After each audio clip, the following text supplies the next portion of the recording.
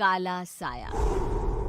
यूं तो बनारस घाट अपनी खूबसूरती के लिए बहुत प्रचलित है, पर घाट के किनारे कई राज लिए बैठे हैं। ये कहानी शुरू होती है बनारस के घाट के पास बने ममता निवास से, जहां प्रिया लाल जोड़े में ममता के घर उसकी बहू बनकर आती है। आओ आओ बहू, घर को अपने पैरों से पवित्र करो।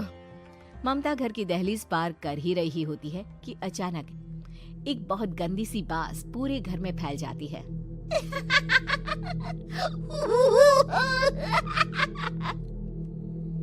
ये बदबू और ये आवाजें, ये कौन हंस रहा है माँ? अब ये पड़ोसी ना हमारे थोड़े अलग से है। कहाँ हम शाकाहारी और ये मांस मच्छी खाने वाले। छोड़, तू ध्यान मत दे और गृह प्रवेश कर। और हाँ बहू, अपनी सास की एक बात हमेशा याद रखना, इन पड़ोसियों से तो कभी बात नहीं करेगी। अच्छे लोग नहीं है ये। अपनी सास की ये बात मानेगी ना बेटा? हाँ माँ, जो आपकी मर्जी, मैं उनसे बात नहीं करूंगी। अगले दिन प्रिया अपनी पहली रसोई बनाने रसोई घर में जाती है।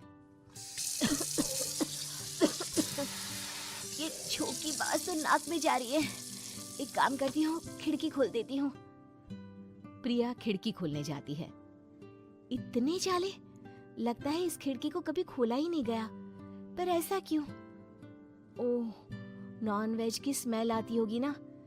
2 मिनट के लिए खोल लेती हूँ, फिर बंद कर दूंगी। प्रिया खिड़की खोलती है। खिड़की खोलते ही उसकी नजर सामने वाले घर की खिड़की पर पड़ती है, जहाँ एक लड़की खड़ी होती है। हाथों में मेहंदी, लाल रंग की साड़ी, बिल्कुल सजी धजी, मानो प्रिया की तरह ही वो भी नई नवेली बहू हो। वो प्रिया को देखकर मुस्कुराती है। हे भगवान, माँ ने तो इनसे बात करने को मना किया था। प्रिया फौरन ही खिड़की बंद कर देती है और तवे पर चढ़े रोटी की ओर देखने लगती है, पर वहाँ रोटी न होकर मछली पड़ी होती है। ये क्या? पहली ही रसोई में इतनी बड़ी गलती। हे भगवान, अब मैं क्या करूं? प्रिया बहुत डर जाती है और फौरन रसोई की सफाई करने और फिर सभी के लिए खाना बनाने लग जाती है। जब वो सबको खाना परोसती है, सब तो ठीक है, मैं बेकार में चिंता कर रही थी। हे भगवान, ऐसे ही बस अपनी कृपा बनाए रखना। रात के वक्त जब सब सो रहे होते हैं, तब प्रिया को पायल की आवाज सुनाई देती है, जिससे उसकी आंख खुल जाती है। ये पायल की आवाज कहाँ से आ रही है? प्रिया उठकर उस आवाज के पीछे छत की सीढ़ियों तक जाती है। तभी उसे बच्चे के रोने की आवाज आती है। प्रिया छत पर जाती है तो क्या देखती है? वही लाल साड़ी वाली लड़की अपनी गोद में एक नवजात बच्चे को घुमा घुमा कर सुला रही है।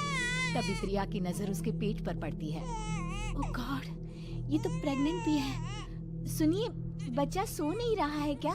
मैं कुछ मदद करूं? नहीं नहीं, आपके घर वालों को अच्छा नहीं लगेगा, मैं संभाल लूंगी। स्नेहा की गोद से बच्चा हाथ मारकर प्रिया की गोद में आने को छटपटाने लगता है। दोनों घर अगल बगल में बने होने के कारण प्रिया उस बच्चे को गोद में ले लेती है।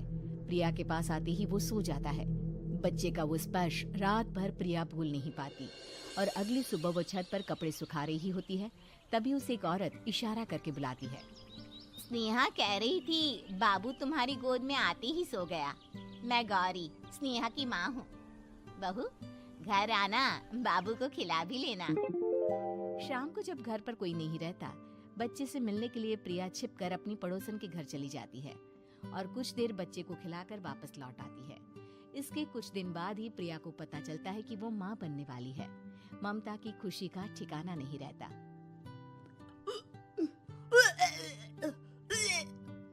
माँ जी, पता नहीं क्यों उल्टी आ रही है। प्रिया भागती हुई वॉशरूम में जाती है तो हरे और लाल रंग की उल्टी करती है। उस उल्टी में से कीड़े निकलते हैं। ये क्या? खून और ये कीड़े! माँ! माँ! प्रिया की आवाज सुनकर ममता दौड़ कर आती है, पर बेसिन में कुछ नहीं होता। प्रिया हक्की बक्की रह जाती है। ये सब क्या हो रहा है? प्रिया घबरा जाती है और अपने कमरे में जाकर सो जाती है। डर के कारण वो इतनी थक जाती है कि उसकी आंख लग जाती है। तब उसे ऐसा लगता है उसके पेट पर मानो कोई बैठा हुआ हो। कौन हो? प्रिया के पेट पर एक 5 महीने की बच्ची बैठी हुई थी, जो बुरी तरह जली हुई थी। माँ, तुम ही मुझे लाई ना अपने पेट में। मैं तुम्हारी माँ नहीं हूँ। कौन हो तुम? माँ, देखो मैं जल गई बुरी तरह से। 6 महीने पेट में रहने को भी मुझे नहीं मिला।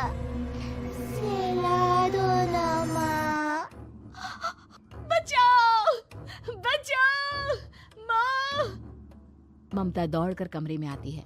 प्रिया की बातें सुनकर वो सब समझ जाती है। तू कहीं बगल वाले घर में तो नहीं जाकर आई ना बहू? मुझे माफ कर दो, मैं गई थी माँ। उस घर में सब मरे हुए हैं बहू। कई साल पहले स्नेहा उस घर में बहू बनकर आई थी। कुछ ही दिन में वो एक बच्चे को जन्म देने वाली थी। पूरा घर बच्चे के आने की खुशी में खोया था कि एक दिन अचानक उस घर में आग लग गई। सब बुरी तरह जलकर मर गए। गौरी आज भी दादी बनने का इंतजार कर रही है और इसीलिए स्नेहा ने अपना अजन्मा बच्चा तुम्हारी कोख में डाल दिया। ममता ये कह रही होती है कि पीछे से उसके पैरों को एक बच्चा पकड़ लेता है। दादी, दादी। माँ, स्नेहा की गोद में यही बच्चा था। ये बच्चा कौन है फिर?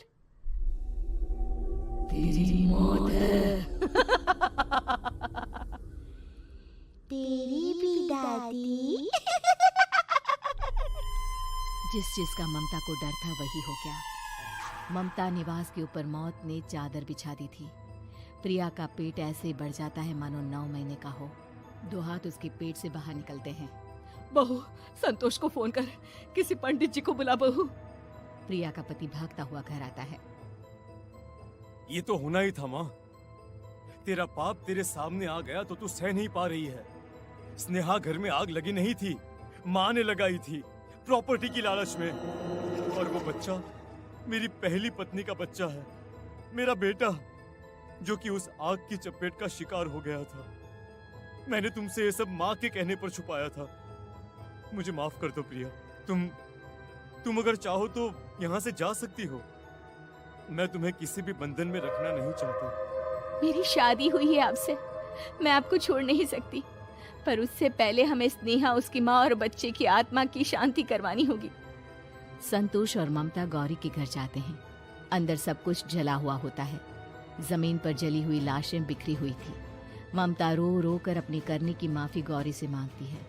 प्रिया स्नेहा के घर वालों का अंतिम संस्कार करवा देती है और ममता निवास फिर से आत्माओं के साए से मुक्त हो जाता है।